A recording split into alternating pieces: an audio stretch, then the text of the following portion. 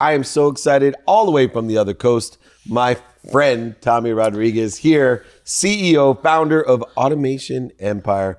Tommy, welcome to the Playbook. I appreciate you having me. It's an honor to be here, man. It's so Truly exciting. is. Well, very cool. Well, you and I didn't grow up in the easiest time or place. Of course. And I always tell people it's a huge advantage. In fact, when I speak, I tell people who here grew up poor, and half the audience raises their hand. I'm like, I feel sorry for the rest of you. But one of the things beyond having that kind of basement to start at, nothing to lose, is also our perspective of looking for opportunities. I find a lot of people that grow up with more don't see the opportunities in situations that other people do. And I think Automation Empire is an indication that you're looking for opportunities to make money, help people, and have fun with. Correct. Where did that aspect of your perspective come from? So I've been an entrepreneur now for about 9 years. And, I watched my mom struggle and growing up. My mother actually kicked me out when I was 17 because I was homeless. Not homeless, but I was getting in trouble with the law. She's like, look, you're going to have to grow up and learn how to be a man. So living in Boston at that time, it was really cold outside. I had to learn how to defend for myself and figure this out as I went. And the motivation that you have, at least for me, starting from not having anything, just again, like you said, you have nothing to lose and everything to gain. And people who obviously grow up and they might have everything already handed to them on a silver platter, they don't understand the work that has to go behind the scenes to become something great. Obviously I don't blame some of them because that's just might be their situation. But for me, coming from, where I'm at, it's been 9 years now in the making. And to be honest, I just took this day by day 9 years ago. And I knew that I would get somewhere. I just didn't know how long it would take or when I would actually achieve it. And, here I am now 9 years later and beyond grateful for what I'm able to do for myself, able to do for my clients. And it's a great feeling. And through that 9-year journey, a lot of people don't mind hard, especially coming from Boston. Yeah. But they do mind long. Were you ever impatient? Because you have, unlike a lot of entrepreneurs, a lot more patience than a lot of young entrepreneurs have. Were there times, though, to give people perspective that Yes. you were going to throw in the towel or you made another mistake and you're like, oh, this is it. I just got to give up? Okay, so when I first got started my journey, I really had to read books. I had to watch YouTube videos, Eric Thomas, Jim Rohn, Bob Proctor. I had to start listening to them to develop my mindset because... And who told you? Like, someone told me when I was young, here's Think and Grow Rich, right? Napoleon Hill. Yeah. Every time I read this, I'm going to make it. And then Bob Proctor is another guy. I'm a little older. He's even a little older than that. Les Brown, these guys. But who motivated you to say, hey, man, you got to get your shit straight. Surround yourself with the right people, the right ideas. So when I first got started, I didn't really have a mentor. I didn't really feel like I had a lot of the money to invest in somebody. So I think my biggest motivation was myself and the fact that I had a kid on the way and I was sick of seeing my bank account negative, all the time. Or when I did have a job, people say paycheck to paycheck. I was paycheck to 2 days before paycheck. You know what I mean? I've been there. So the fact is that, when your back is against the wall, you obviously have no choice. You can just bundle up and do nothing, or you can just work as hard as you can to obviously get out of that situation. So yes, absolutely. There was so many times where in the beginning, I wanted to smash my laptop, break my laptop, throw it in. Hell, even a few times in the beginning, I did go out and fill out job applications in my first 6 months to, 8 months as an entrepreneur. Once they would call me though, like I would be in better mindset and a better headspace to the point where I was like, never mind, I don't need it anymore and I want to try to figure this thing out. And I'm truly happy and truly grateful I did because I've been able to break some of my family's curses of the poverty and all the BS that, that they had to deal with to where I'm at. So absolutely, you have to fail in order to get to success. It's so interesting. You talk about family curses and I talk about unconscious competencies of these quantum personality traits, obsessions, addictions, and we do take on when things go wrong. Well, that's my dad, my grandpa, my great grandpa. This is the way, and it can be addictions too, of course, that people take on. In breaking the family curses, breaking this chain of behavior. what do you think one of the key characteristics or habits that you created helped you break that chain? The fact is that and a lot of people obviously use the kids as their motivation. They have every right to, right? And a lot of people obviously being honest and truthful about that. For me, it was just my father wasn't around. Like, I haven't seen him in years. Didn't even know where he was. Didn't have any communication with them. And I saw my mom struggling growing up. For Christmas, she would get me the one good gift that I really wanted, other little things here and there. It still meant a lot to me back then for her to obviously try to go out of her way. So for me, it was just the fact that I knew that sink or swim. I had to try to figure this out. And again, I saw other people making money. I went to events. I've seen people making, $50K, $100K a month. And I was like, I couldn't grasp that. Because I'm used to making $20K a year at a job. So when you're surrounding yourself by people who make $20K a year at a job, it's easy to see, okay, I can make $22, $23K a year. Got people who making $20K a week, $20K a month. It seems more unrealistic because it's beyond your thinking. So the fact is that I just had to use my daughter back then, as my pure motivation for me to kick the habit, to be able to try to progress and do something in life. I'll tell you right now, it wasn't easy. If it was easy, everybody would do it, and everybody would figure out. I mean, automation, that you're in right now, it's available for everyone. They could call you right now and create a store, and Absolutely. You can help them make $10, $20, $30, $40, $50,000 a month. Anyone, of course, anyone out there in a few countries that are very selective, like Africa but in America, Costa Rica, But in America, because there's a large percentage of people that are sitting there that are just like you.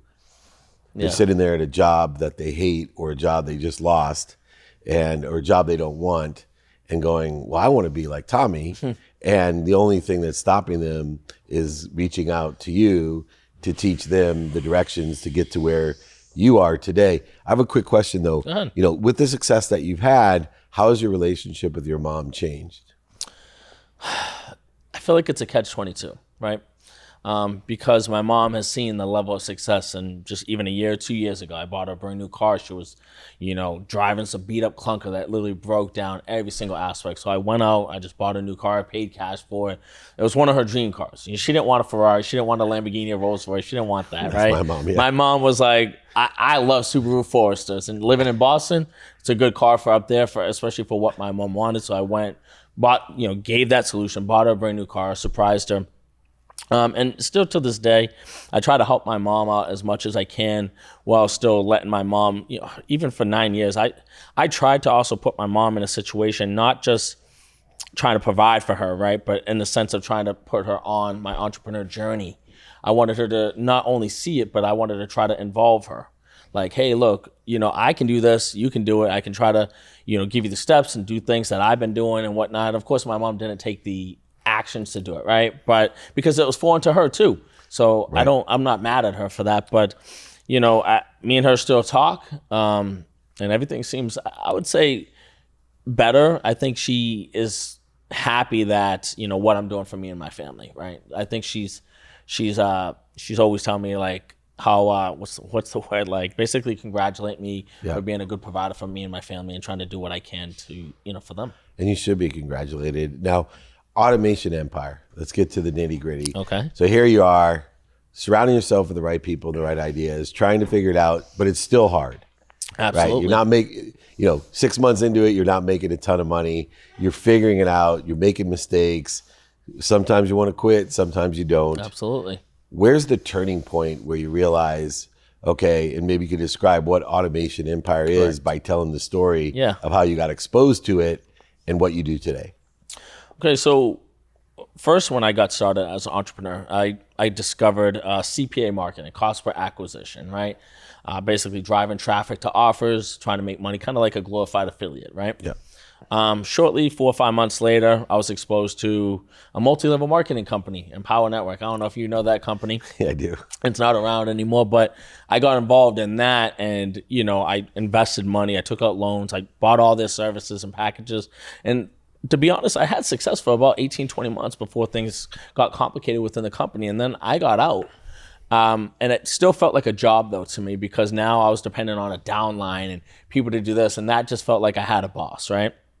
And then I stumbled across dropshipping back in 2014. And I didn't start with Amazon. I started with eBay. Once I discovered that model, I took that knowledge and tried to apply most of it that I can on Amazon. So Automation Empire, when I first started doing Amazon, I did it for about a year and some change. Had some success. But like I said, there was a lot of times where I just wanted to quit. It was frustrating. Amazon kept changing things every 5 freaking minutes, or at least that's what it felt like. Yeah. But I stuck with it. And before you know it, I was able to hire people to run the store for me, freelance, virtual assistants. Did that for a while. It opened up my availability now. Now I started coaching people one-on-one, not even running stores for them, but teaching them how to do it from A to Z, setting up the store, finding products, listing products, shipping them out, how to handle claims, everything. And I did that for a couple years. Speed up to 2017. And when you're helping people, that's not scalable. So Correct. what kind of money range ballpark Was I making? Yeah. Back then, there was times where I was making maybe like 30K a month, 40K, Yep. but I was Good working. money. I was working a lot. Yeah. Did that feel like a job as well? Yeah, because I was literally committed to doing trainings once or twice a week at least, and having 30, 40, 50 people on, if not more, to watch, answer questions, and like a webinar type of deal. Yeah. Mid 2017, I realized a lot of people took the knowledge that I gave them, and some of them went out and bought new cars because they were making money from what I taught them, which was great. But there was a lot of people who bought my training that did nothing. They just paid and they got maybe a training or two, and then they just, I don't want to do it, or they got lazy, whatever, because it takes work. And then 2017, I realized I still have someone running my stores for me, plural, my own stores. So I was like, what if I can apply this same business model and create a system similar to property management? Property management, you hire people to collect the rent, handle the work, handle the repairs. So why can't I take that same concept and apply it to Amazon? So 2017 mid, I opened it up to the public, not to the public, but to privately to my students. 2018, I went public with it. And since then, we have almost 1,000 plus clients, about 1,000 clients, should I say. And we run stores doing drop shipping on Amazon on behalf of clients to create pretty much a passive income. So again, similar to property management. It's really foreign to some people who say, like, how is that possible? How can people just earn money without really doing anything? And that's where obviously the property management comes into play, is that if you can get people to run your own stores, if you put the right systems and the right team and the right stuff in play, you can run stores for other people. So that's what we've been doing ever since. And it's been about 3.5 years now, give or take. I've had my first event a little over 6 months ago in Miami. We're actually hosting another one actually tomorrow. So when I fly back, we'll have another event with 100 plus people that are showing up, which that was like the capacity that we could have. But it's been really great to see the people that have come in, that have seen the changes and the growth of my service throughout the years, and the results that a lot of my clients are getting. Some clients are happy with starting off with, $1,000 to $2,000 a month, not doing anything, just the initial setup on the LLC, the business, getting tax exempt. Once they do that, me and my team handle all the rest of the work for them. Pretty simple. I mean, of course, it has its challenges, just like anything else. Because Amazon. Yeah, Amazon is fickle. Yeah. So, and what other risks are involved? So people pay you to set it up. You get a percentage of the profits for managing it. It's like Correct. a property manager. Correct. What are the risks involved? So some of the biggest risk is that, and people hate hearing it, but I do a lot of lives with my clients. Like, I fly out to them. We show their revenue, their profit, if they have a bookkeeper, did they have any issues? And I want them to be as unbiased as possible, because I don't want to sell not like a franchise in a box, but like a get-rich scheme. I want people to understand that this is a high-ticket business, but it also has a lot of rewards, a lot of pros, a lot of cons. One of the downsides is that Amazon, because they want you to keep like a perfect system, like their metrics, late shipments, A to Z claims, some negative feedback, some things that you just can't even control. Competitors could report you to an angry customer on Amazon, could just be mad, and one ding, depending on how many orders you have, could hurt your account. You can get suspended on Amazon. Now, so that means they won't let you sell. We can appeal it. We can get the store back. But in the comparison on what I tell people is that it's like the stock market. The stock market goes up and down. Same thing with cryptocurrency, right? And if you own real estate, sometimes your tenants don't pay their rent and you still have to come out of pocket to pay that. So being suspended on Amazon, it's not the end of the world. We get stores out if they go into suspension or whatever the case may be.